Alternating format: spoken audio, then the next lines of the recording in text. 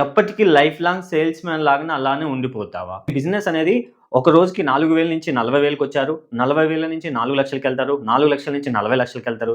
40,00,000 నుంచి 4,00,00,000 కూడా వెళ్తారు. మీరు సేల్స్ మ్యాన్ అయినా, మీరు మార్కెటింగ్ బిజినెస్ చేసేవాళ్ళైనా ఈ వీడియో మీకోసమే వినండి. మీరు ఒక ప్రొడక్ట్‌ని సేల్ చేయాలి అంటే డైలీ మార్నింగ్ ఒక 4,000కి ప్రొడక్ట్ పెట్టుకొని, ఆ 4,000 సేల్ చేయటానికి కనీసం ఒక 20 మందిని, 30 మందిని లేదా 40 మందిని దాకా కలుస్తూ ఉంటారు. సో, ఒక్కొక్కరికి రూ. 1000 లేదా 200, 300, 500 సో, వాళ్ళు తీసుకునే దాన్ని బట్టి మీ ప్రొడక్ట్‌ని సేల్ చేస్తా ఉంటారు. అట్లా ఉదయం నుంచి సాయంత్రం దాకా ఒక 4,000 సేల్ చేసావు. 4,000 నీకు సేల్ అయితే దాంట్లో నీకు లాభం ఎంతొస్తది? సో, కొన్ని కంపెనీలు 10% ఇస్తాయి. కొన్ని కంపెనీలు 20 ఇస్తాయి. కొన్ని కంపెనీలు 30 ఇస్తాయి. లేదా కొన్ని కంపెనీలు 40, 45 ఇస్తాయి. ఓకే. సో, మార్జిన్ ఎక్కువుంటది. సో, మీరు 4,000 అమ్మితే ఎంత మార్జిన్ ఇచ్చినా కూడా మీ ఇన్‌కమ్ ఎంతుంటది? చాలా తక్కువే ఉంటది. ఎగ్జాంపుల్ మీరు రోజుకి రూ. 4,000 సేల్ చేశారు. 40% ఏసుకున్నా కూడా మీకు రూ. 1,600 వన్ డేకొస్తది. సో, అలా ఎన్ని రోజులు నువ్వు ఫీల్డ్ వర్క్ చేస్తావు?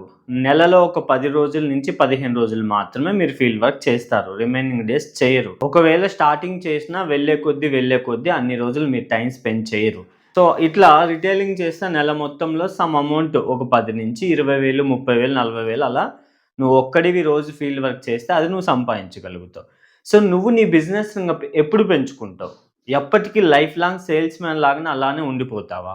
లేదా దీన్ని పెంచుకోవటానికి నీ దగ్గర ఏమైనా ఆప్షన్స్ ఉన్నాయా?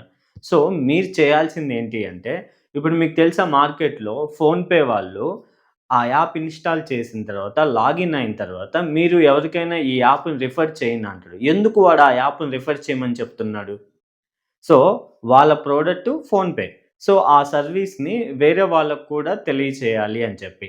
అలా మీరు ఎంతమందికి షేర్ చేస్తే అన్ని రూ. 100 అనేది మీకు యాడ్ అవుతూ ఉంటాయి. సో, ఫోన్‌పే ఎందుకు అలా అందరికీ షేర్ చేయని చెప్తుందంటే, వాళ్ళ సర్వీసు, వాళ్ళ ప్రొడక్ట్‌ని ప్రమోషన్ చేసుకుంటుర్రు నీ ద్వారా. సేమ్ అట్లనే నువ్వేం చేయాలి అంటే, నీ కింద కొంత సేల్ టీమ్ తయారు చేసుకోవాలి. నువ్వేం చేయాలి అంటే నీలాగా పనిచేసే కొంతమందిని సెలెక్ట్ చేసుకొని, వాళ్ళని నువ్వు రిఫర్ చేసుకొని, నువ్వెట్లయితే బిజినెస్ చేస్తున్నావో వాళ్ళని కూడా అట్లా బిజినెస్ చేపిస్తే, ఫర్ ఎగ్జాంపుల్ ఒక 1 మంతో, 2 మంత్సో, 3 మంత్స్‌లోనో నీ కింద ఇంకొక 10 సేల్ టీమ్ అనేది ఏర్పడతది. ఆ సేల్ టీమ్ నుంచి ఒక్కొక్కరి దగ్గర నుంచి 4,000, 4,000 బిజినెస్ అయింది. సో, మొత్తం ఎంతమందున్నారు? ఒక 10 మందున్నారు. తలా రూ. 4,000 బిజినెస్ చేశారు రోజుకి. సో, అప్పుడు ఎంత బిజినెస్ అయితుంది నీకు రోజుకి? రూ. 40,000 బిజినెస్ అవుతుంది. సో, డైరెక్ట్‌గా నువ్వు సేల్ చేసినప్పుడు 40% వచ్చింది కాబట్టి నీకు 4,000కి 1,600 వచ్చింది. అదే నీ సేల్ టీమ్ మొత్తం 40,000 చేసినారు కాబట్టి దాంట్లో నీకొక 2% వచ్చినా చాలు.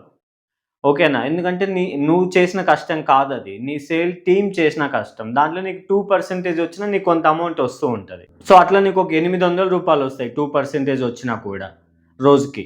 ఈ సేల్ టీమ్ మొత్తం ఒక ఏరియాలో ప్రొడక్ట్ అందరికి అలవాటు చేస్తారు.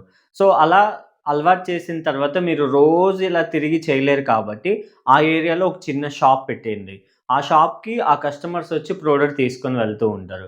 అట్లా ఒక ఏరియా వైస్‌గా మీరు పని చేసుకుంటూ ఆ ఏరియాలో నీ బిజినెస్ గ్రోత్ అయిన తర్వాత అక్కడ చిన్న స్టోర్ పెట్టండి. కస్టమర్స్ అక్కడికెళ్ళి ఆ ప్రొడక్ట్ తీసుకుంటూ ఉంటారు. ఆ తర్వాత ఇంకొక ఏరియా. అలా మీరు గాని పెంచుకుంటూ వెళ్తూ ఉంటే నీ బిజినెస్ అనేది ఒక రోజుకి 4,000 నుంచి 40,000కొచ్చారు. 40,000 నుంచి 4,00,000కెళ్తారు. 4,00,000 నుంచి 40,00,000కెళ్తారు. 40,00,000 నుంచి 4,00,00,000కి గూడా వెళ్తారు.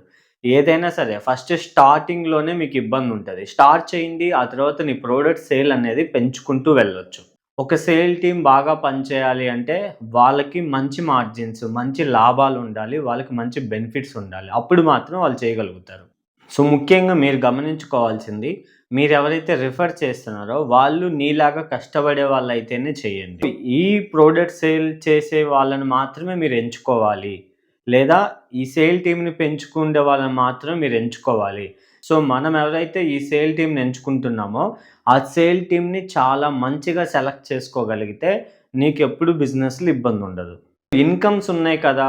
లాభం ఉంది కదా! అని చెప్పి ఎవడికి పడితే వాడికి ఈ బిజినెస్‌ల గురించి, ఈ ప్రొడక్ట్‌ల గురించి, ఈ ప్లాన్స్ గురించి చెప్పకండి. ఎవరైతే నీలాగా కష్టపడే తత్వం ఉంటదో, ఎవరైతే ప్రొడక్ట్స్ సేల్ చేయగలుగుతారో, అలాంటి వాళ్ళకి ఇది మీరు చెప్పుకోగలిగితే, వాళ్ళు కూడా ఈ బిజినెస్‌లో సక్సెస్ అవుతారు. అలా కాకుండా డబ్బులు పెట్టి ఇన్వెస్ట్ చేసేవాళ్ళు, లేదా ఊరక పైనుండి అలా ఇలా నాకు కావాలి అనేవాళ్ళు, వీళ్ళందరూ పని చేయరు. ఊరక మాటలు చెప్తూ ఉంటారు. సో, వాళ్ళెప్పుడైనా బిజినెస్‌లో ఆగిపోతారు. ఆగిపోయినప్పుడు ప్రతోడు చెప్పేదేంటి? ఆ బిజినెస్ మంచిది కాదు. ఇది మంచిది కాదు. సో, ఎప్పుడు నిందలేస్తా ఉంటాడు.